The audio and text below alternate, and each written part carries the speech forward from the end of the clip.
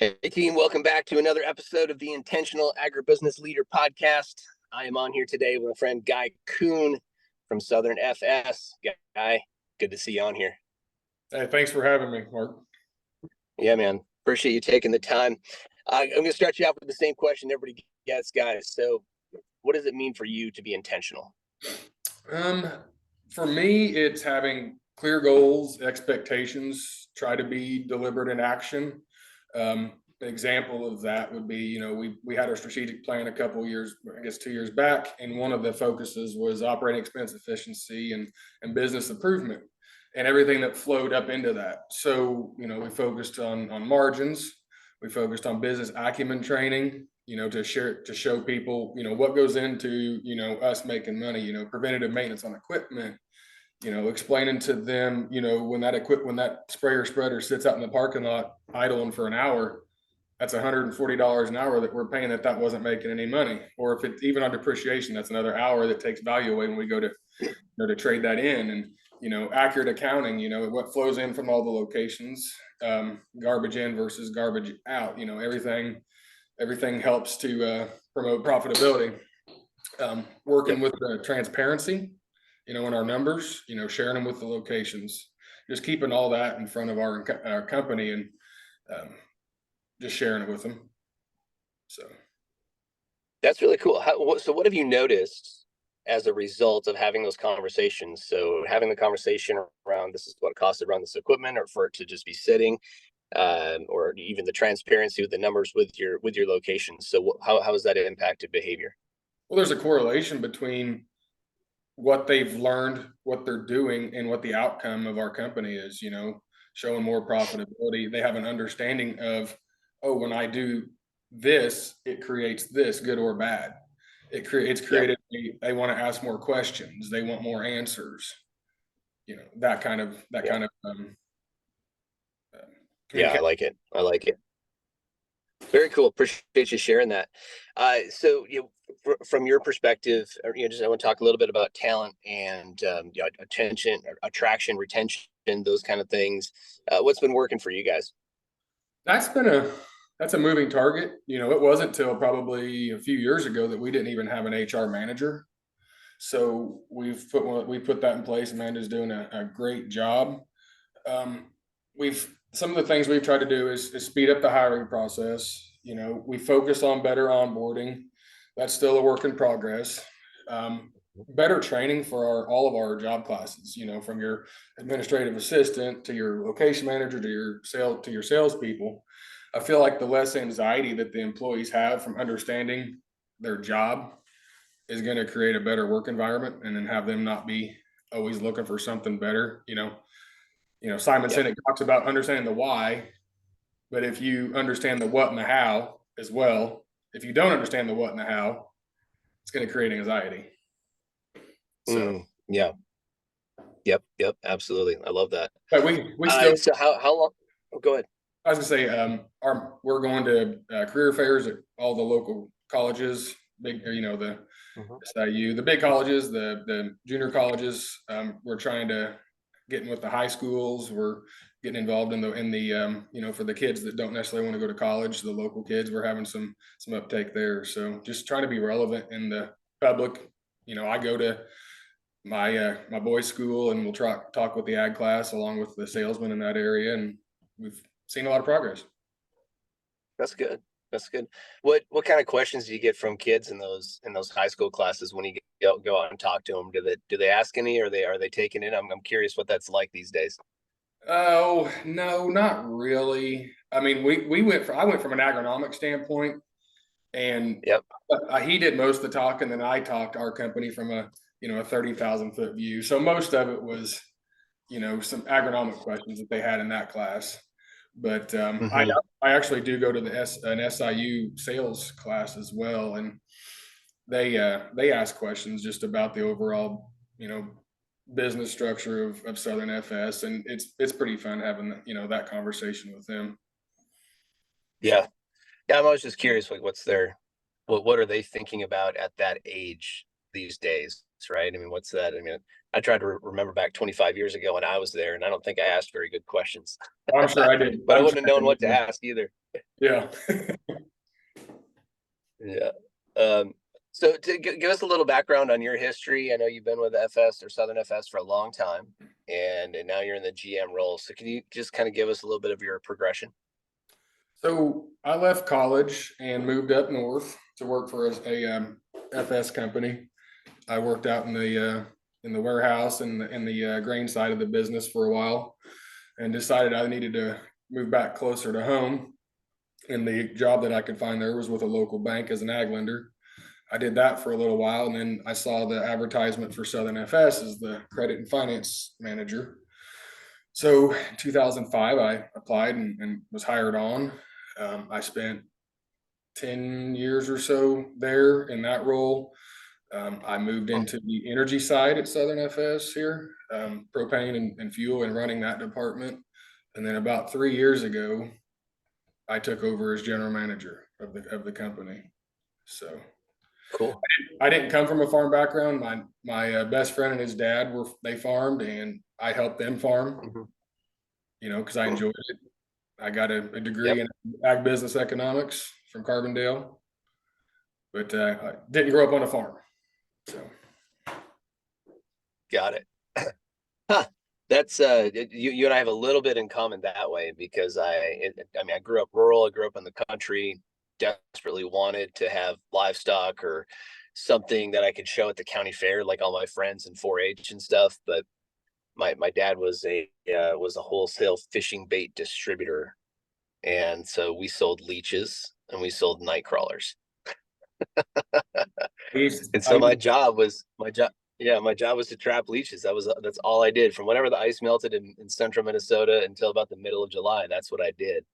And in the long run, it was great. But I always wished I could have a more traditional ag experience. I worked on all the local dairies. I picked rock and subbed in for milking cows. And then my senior year, I worked at a large dairy and learned all the things. So I still got the experience without actually having to get up every day at 5 a.m. and go milk cows. oh yeah, yeah, baled straw, Yeah. baled hay, did all that, but never dreamed I would be running a large co-op in Southern Illinois. Yeah, yeah, that's pretty well. What's your guys' head count these days? Probably 160, full Yeah, time, and then we're gonna, go up from there in season. Or right. part-time. Yeah.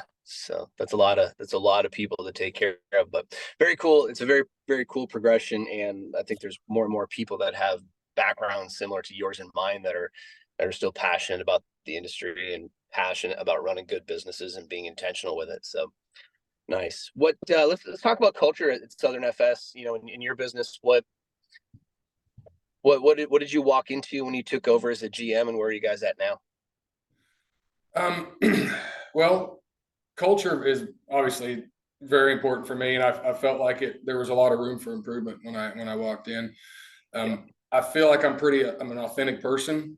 Um, when I'm in the office, the people in here, I they get what they get, and I'll take the trash out if it's overflowing in the kitchen.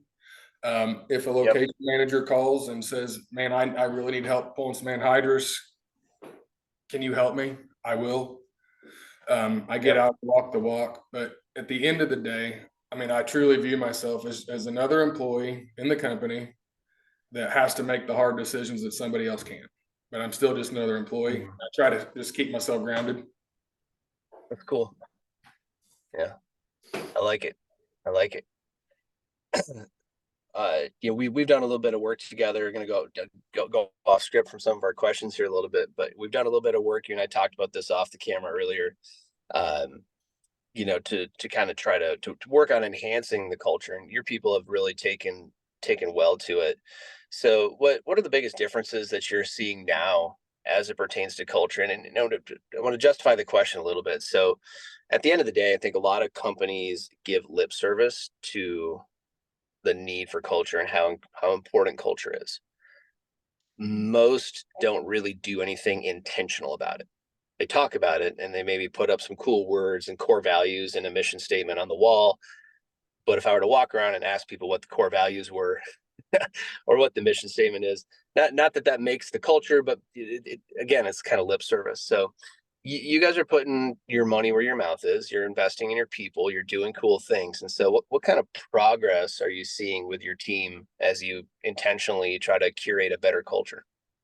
Well, I mean, we've sent 3 groups through your Thrive training, Mark, and it's been very well received. The one thing is that's most important is you have to have a group of people that actually want to change. Mm, And I don't know if that's just luck or what, but we seem to have a more than not have wanted to change, and we've seen benefit from a health standpoint, from a working together standpoint, as a team, from a just yep. overall better mood across the company, because like you talked about the buzzwords with culture, let's throw it up on the website and on the wall. And, you know, culture is like, what are you in integrity? What are you doing when people aren't watching or looking? Mm-hmm. Yep. And that's what we wanted to work on was, are you taking the shortcuts when nobody's looking? And Right. the overall, when a person's in a bad mood and not able to get themselves out of it, they're going to take those shortcuts. And now that Yep. we've been through the Thrive training, a lot of the guys and gals are able to bring themselves out of those trigger moments that's got them in a Mm, situation in a bad mood, and not let them waller in it for too long. yeah. Yeah. It definitely it creates kind of a different culture around conversation because conflict's inherent. It's going to arise at some point. You and I will not see eye to eye on something. That doesn't mean we got to hate each other. It doesn't mean we got to get stuck in a story about each other. Pull yourself out of the story and address it in a professional manner, and move on. Yep. Yep. Yep. Absolutely. Good stuff. So in addition to the work you've been doing with us, what have you been reading? What kind of podcasts do you like to listen to? What do you recommend for people to engage with for their own kind of informal professional development? Well, a lot of my podcasts are political, so we're not going to go there today. um, I guess anything by Simon Sinek, really. I Uh-huh. love that guy. He's so easy to listen to, and the Yep. start with why book has always just resonated with me. I listen to books a lot. I got a pretty good commute to work, so I listen a lot. And with most companies, I bet, are similar to ours. They're going to have a lot of younger people that come to work for them, and they might know what they do and how they do it, but do they truly know why they're doing what they're doing? For us, it's Yeah. we want to make that farm more profitable. We want to create ease of life. Just everything around that, and just also with he talks about creating culture. Creating space for innovation, Yep. persisting through failure, and having trust in your team, and people trusting their leaders. Yeah. That we're going to be right there, in front of them, helping them, lead the charge. So, Yeah. Yeah. Yeah. Cynic has been somebody who really nailed it in putting it within context and communicating it in such a way that it makes it easy for guys like you and me to grasp. yes, agreed. You know, so frameworks are really intentional and really important. So I'm in the process of creating our next body of curriculum, and in the process of going through my next round of personal branding, and with that is coming a new keynote. So, and what's different now versus in the past is I'm much more intentional with it. That's part of the reason that this intention word is in everything that I'm doing with the podcast, and the new keynote is called Powerful Intention. But I'm working with a professional company to help me create all this. So in the past, I've sort of done it based on experience and what I know and my teaching background, my ag ed background and whatnot. And now I'm working with a professional branding company around this content. So um, I know that Simon works with similar types of companies to help curate this. And so it's given me a deeper appreciation for what he does or what he's created, and really any author who has great work. Uh, I've never worked this hard to create a 45-minute speech. I mean, I could stand up right now and deliver a talk, right? And it probably would be better than 95% of what most people could do. just based off of my 20 years of experience as a speaker, right? Mhm. But going through the process of what when you see the people that get paid the most, that get booked the most, that are on the big stages, that have the best selling books, there's a process behind all of that. And so I've been going through that and investing in that now for 2 years. And I have a deep, deep, deep appreciation for the work that Simon has done, because the research is intense. The thought that goes into it, creating the frameworks, how you end up naming the book, it's all really intentional. So it's kind of it's really pretty cool. So um, next question for you though is what's the biggest hurdle that you've personally had to overcome as a leader? Uh, our company's grown a lot in the last, 5 years, but and our staffing didn't necessarily. So trying to get that right size in the company so that we have the proper leadership everywhere Mhm. for all the younger, the young employees that we have.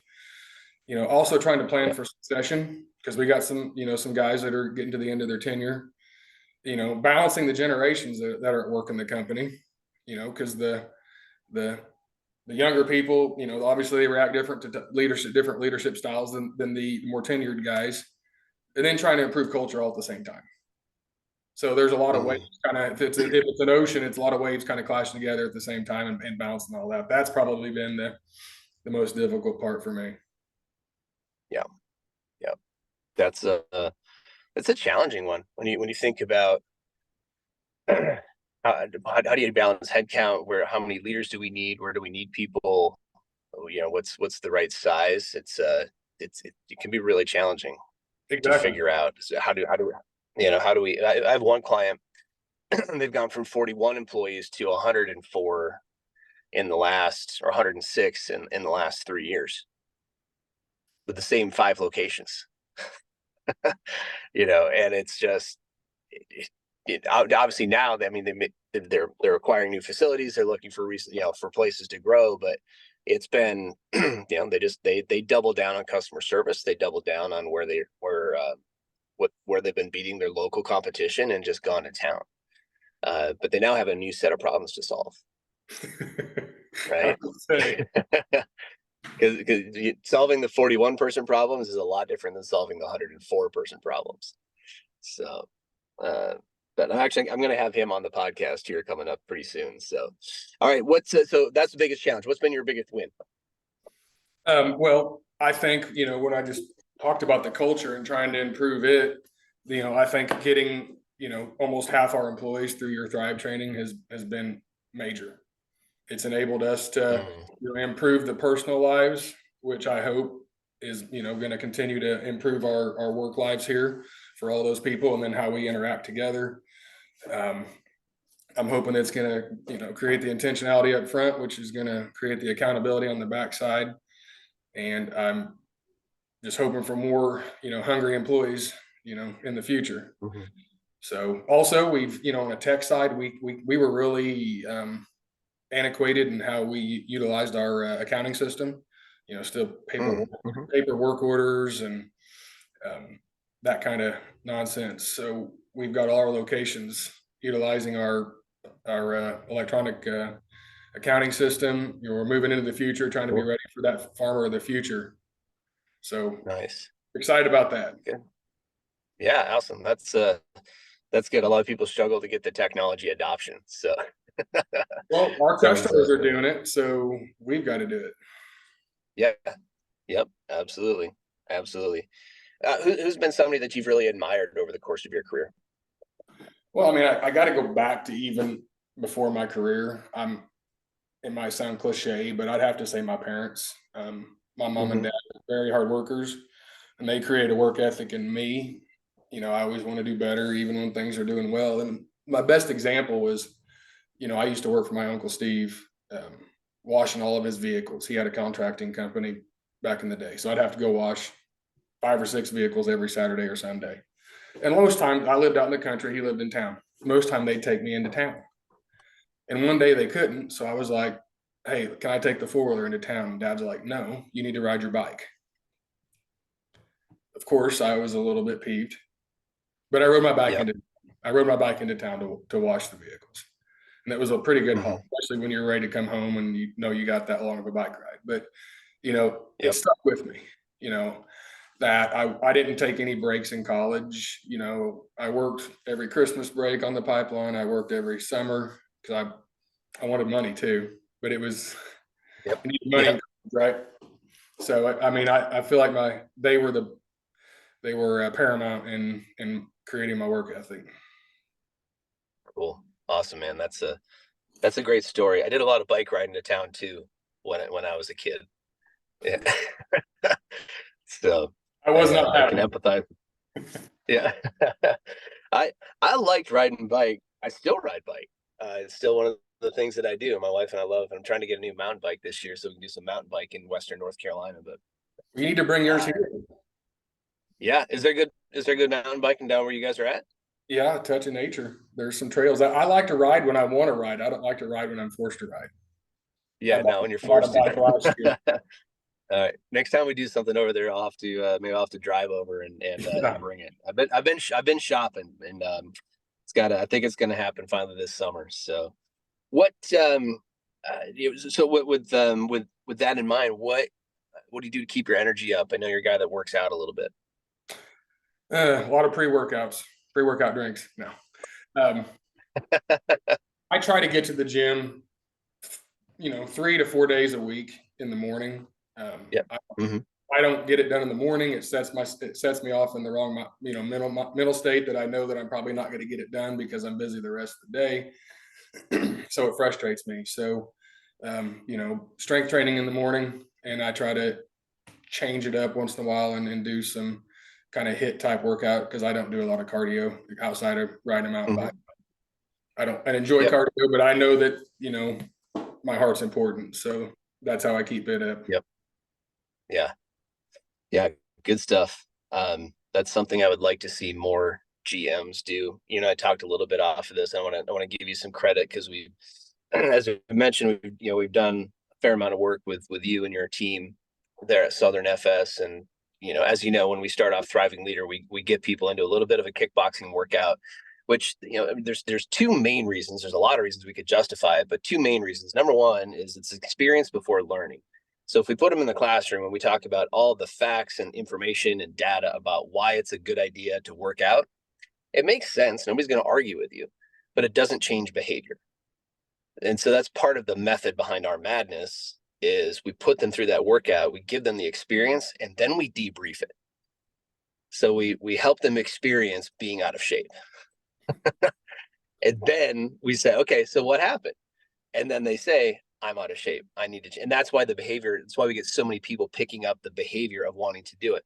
So that's an important piece. The second thing that it does is it makes our classroom work better because people now trust each other more. They're more open. It greases the skids of communication.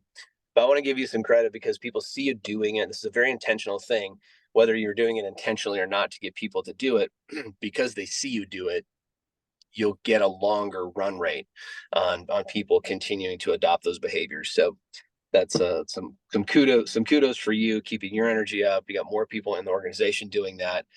We talked about how that impacts uh, insurance claims. It just makes people healthier. They have more capacity to have better conversations. But, like if you get a workout in the morning, you're going to have a greater level of capacity to not get triggered Yeah. throughout the day. You're just in a better mind state. So, In a lot of the jobs we have, being mentally tired is way worse than being physically tired. So if you're yep, physically tired on top of being mentally tired, you're really going to be dragging. So yep, keeping the physical part of you, healthy and moving forward is going to help. yeah, absolutely. All right, what's on your list? What's the biggest thing for you to improve on this year? I mean, I know I keep going back to the Thrive, but I think culture is so important that I want to Hmm. continue that. I want to focus on the intentionality from that, cultivating the intentional mindset with the law of intentionality that, we talk about here. We always talk about that, it just doesn't happen. Growth just doesn't happen. So everything that Right. we do has to come from a place of intentionality. Beautiful. Love it, man. All right. Well, as we bring it in for landing here, I'm certainly taking any last thoughts, but when I think of Guy Kuhn, like I think of, here's kind of a man's man, tough guy. And how does vulnerability play into creating that intentional work environment? Oh, it's super important. I mean, leaders need to be vulnerable with their people. They got to employees need to feel safe and be able to take risks to contribute their best. Um, if they can express their opinions without fear of retaliation because they think that I'm, cold or stoic or just, mean, Yeah. they're not going to do that. So, I'm passionate about the company. You get me talking about it, and it could almost bring a tear to my eye once in a while. And I know that there was Mhm. a lot of good tears shed at that second Thrive training we had with you, and that opened up a Yeah. lot of people's feelings towards each other that were in that room. And I'm no different. So vulnerability to me is really important because I mean, yeah, I'm at the helm of this company, but at the end of the day, I'm a person too. Mhm. Yeah.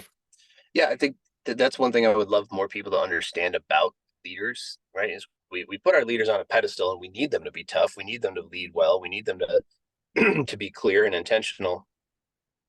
But sometimes we forget that they're also human, right? That Mhm. they're probably just 2 or 3 steps ahead of us, maybe, sometimes one step ahead. Sometimes they're 2 steps behind, but they're doing a good job of bullshitting it. Right. But they're right.